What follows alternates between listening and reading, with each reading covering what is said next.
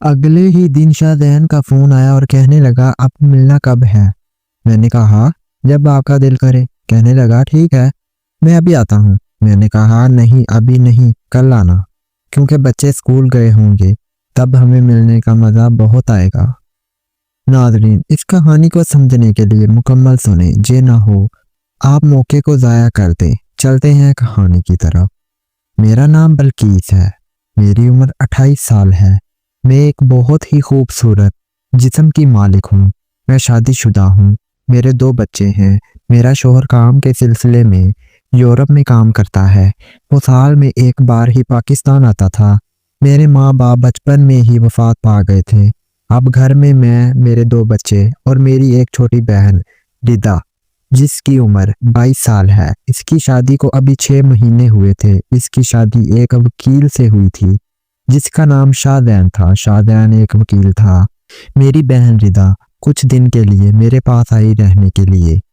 रिदा मेरे सामने बैठी थी और मैं परेशानी के आलम में उसकी शक्ल देख रही थी। मेरी बहन की आंखों में आंसू थे और मैं जानती थी कि इसका दिल बहुत छोटा सा है। जरा सी कोई ऊंच नीच हो और इसका दिल बेचैन हो जाता था। अब मैं ही इसकी माँ बाप दोनों थी और रिदा जिस मुसीबत में थी मैं सुनकर बहुत परेशान हो गई।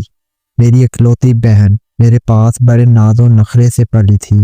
रिदा बचपन से ही हमारे पास ही रही, मेरी बच्ची जैसी थी। रिदा ने बताया आपी शादी के दिन शुरू के तो बहुत ही प्यार से गुजरे थे, लेकिन आहिस्ता आहिस्ता इसके रवैये में तब्दीली आती गई। अब इसका रवैया रफ्ता रफ्ता रिदा से ठंडा पड़ने लगा था। शुरू में तो मैंने ज़्यादा तवज्जो ना दी, सोचा वक्ती बात होगी, मगर अब बात मेरे दिल पर लगने लगी थी। मैं अपनी बेटी को ऐसे रोते देख नहीं सकती थी। इसीलिए मैंने फैसला किया कि आज ही शाहजहान से खुलकर बात करूंगी। मैंने शाहजहान को फ़ोन किया कि मैंने एक ज़रूरी बात करनी है, तुम अभी घर पर आओ। वो तकरीबन 1 घंटे बाद गेट पर पहुंच गया। इसने बेल दी। मैंने दरवाज़ा खोला और शाहजहान को ड्राइंग रूम में ले आई, सोफे पर बिठाया और चाय बनाकर मैंने शाहजहान को दी। शाहजहान ने पूछा जी बताएं साली साहबा क्या बात है। मैंने उसके करीब होकर आहिस्ता लहजे में बोली शाहजहान एक बात पूछूं, तुम्हारा रवैया रिदा के साथ कुछ दिनों से बदला बदला सा है, सब खैरियत तो है, कोई बात हुई है। शाहजहान ने जो कुछ कहा मुझे सुनकर यकीन नहीं आ रहा था। मुझे कुछ पल के लिए ऐसा लगा जैसे मैं किसी गहरे सदमे में चली गई हूँ।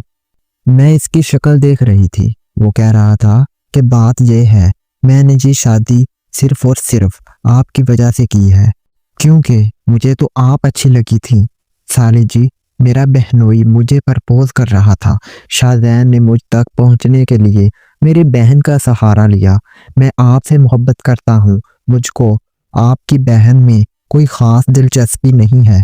मुझे पहले तो बहुत गुस्सा आया कि ये क्या फजूल की बकवास कर रहा है। दिल तो किया कि इसके मुंह पर जोरदार थप्पड़ रसीद करूं, लेकिन क्या करती, मेरी बहन का शौहर था। मैंने कहा शाहजहान ये कैसे मुमकिन है, मैं तुम्हारी सास जैसी हूँ, रिदा मेरी बेटी जैसी है, तुम्हारी बीवी की बहन हूँ मैं जानता हूँ कि आप मेरी साली हैं, मगर आप एक औरत भी तो हैं। मेरी चाहत किसी रिश्ते की पाबंद नहीं। मैंने ये शादी भी सिर्फ इसीलिए की थी कि किसी ना किसी तरह आप तक पहुंच सकूं। इसने मेरा हाथ मजबूती से थाम लिया और अचानक मुझे अपनी तरफ खींच लिया। इसकी बाहों की गिरफ्त इतनी सख्त थी कि मैं संभल न सकी। अगले ही लम्हे इसके होंठ मेरे होंठों पर थे। जी आप क्या कर रहे हैं? शाहजहान छोड़े मुझे, ये गलत है। मैंने घबरा कर खुद को इससे अलग किया। वो सर्द लहजे में बोला अगर तुमने मुझे ठुकरा दिया तो याद रखना मेरा और रिदा का रिश्ता सिर्फ नाम का रह जाएगा, मैं सब खत्म कर दूंगा। इसके अल्फाज धमकी की तरह मेरे कानों में गूंजने लगे। शाहजहान खुदारा बात समझने की कोशिश करे। दिल में खौफ बैठ गया था। मैं जानती थी अगर इसकी ख्वाहिश पूरी ना हुई तो मेरी बहन की जिंदगी बर्बाद हो सकती है। वो वकील है, कुछ भी कर सकता था। मैंने अपनी बात कह दी है, अब फैसला तुम्हारा है। इतना कहकर वो बाहर निकल गया। एक तरफ बहनोई की ख्वाहिश थी, इसमें जितनी शिद्दत मैं देख चुकी थी اس کے بعد کچھ پوچھنا بیکار ہی تھا۔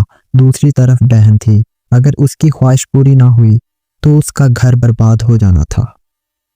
میں ایک دلکش خوبصورت عورت ہوں۔ میرے شوہر یورپ میں مقیم تھے اور اسی دوری نے میری ازدواجی زندگی میں ایک مرد کی کمی کو شدت سے محسوس کروا دیا تھا۔ میرے اندر بھی خواہشیں تھیں۔ دل چاہتا تھا کہ کوئی مجھے اپنے مضبوط لمس میں لے کر میری تنہائی کو ختم کرے، مجھے پوری شدت سے محسوس کرے۔ قسمت کا کھیل دیکھیں، وہ مرد میری زندگی میں آ تو گیا، وہ بھی میرے بہنوئی کے روپ میں۔ میں اب بہت پریشان تھی کہ بات ایسی تھی کہ میں کسی کو بتا بھی نہیں سکتی تھی۔ کوئی سنتا تو کیا کہتا، اپنے بہنوئی کے ساتھ ہی منہ کالا کر لیا۔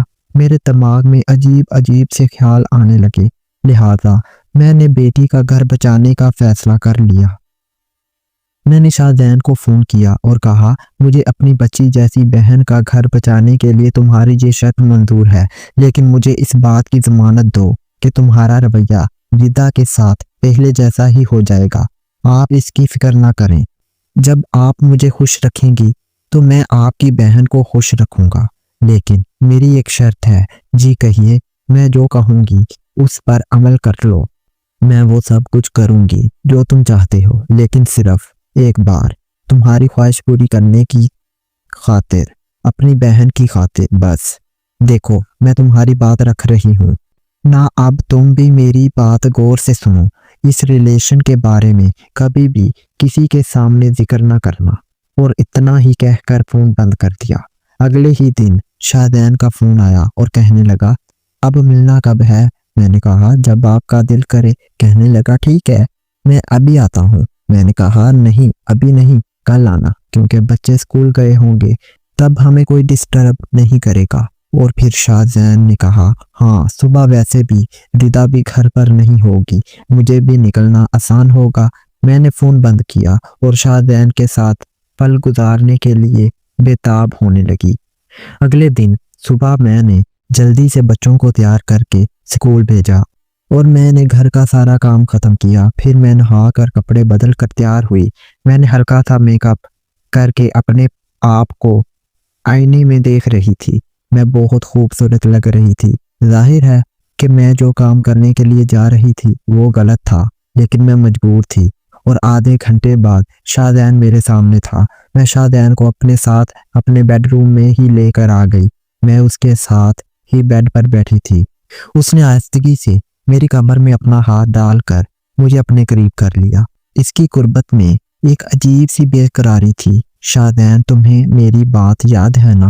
میں نے ہلکے سے اسے روکتے ہوئے کہا، جی، آپ کی شرط بھی یاد ہے اور اپنا وعدہ بھی۔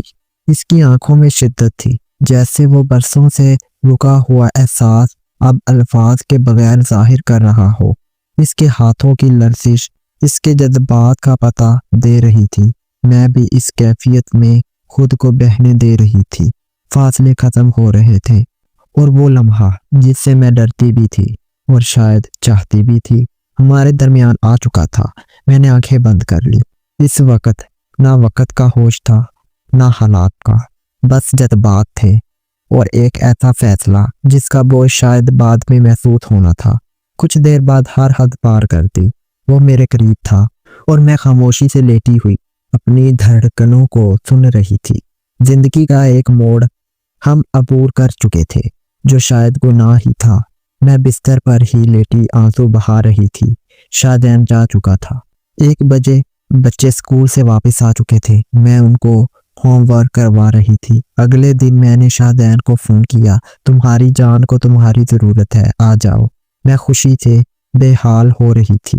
شاہزین نے کہا، جی میں آ رہا ہوں۔ میری قربانی کے نتیجے میں میری بہن خوش ہے، بہنوئی بھی بہت خوش ہے، لیکن میں سب سے زیادہ خوش ہوں کیونکہ میری ویران زندگی میں بھی بہار آ گئی تھی۔